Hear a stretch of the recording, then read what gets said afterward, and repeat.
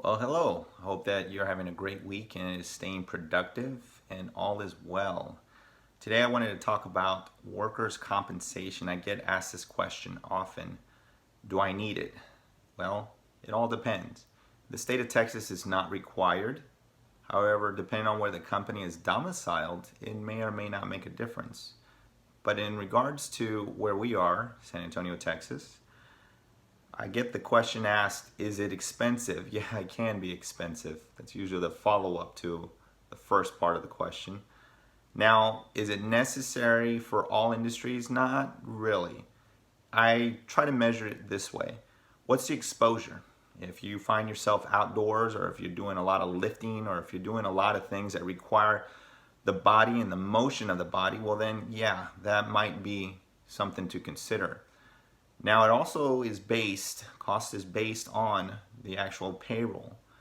And here's something to keep in mind. If you have clerical people that are within, say, a building, a warehouse, and they're in the office, well, the moment they step out the door into the warehouse, they would actually be considered warehouse type of labor, and that might increase their premium and the rates that are affiliated with it.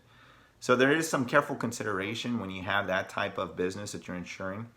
Now there are those that are just constantly outbound, say plumbing, for example, that's a big one. And also commercial construction, residential construction. Again, it depends on the nature of the business and whether or not it is something necessary. Many times we can implement a different type of insurance, which is not in lieu of a workers' compensation, but it could serve a similar purpose when it comes to accidents or on the job type of injuries. But in any case, that's what I'm here to do. I'm here to offer good information and hoping that if anything, this is new. And if it's not new, well, then it might be something worth considering. Stirring the pot a little bit kind of helps.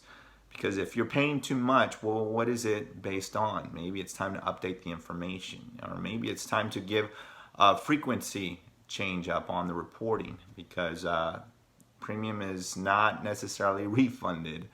It might be one thing to overpay. It doesn't mean you're going to get a refund on it. It's another thing to underpay. You might have to pay more, the difference of it. Something to consider. With Almond Daughters Insurance, we try to put things in perspective, set the expectations up front so that there aren't any surprises. Give us a call. Let us know how we can serve you.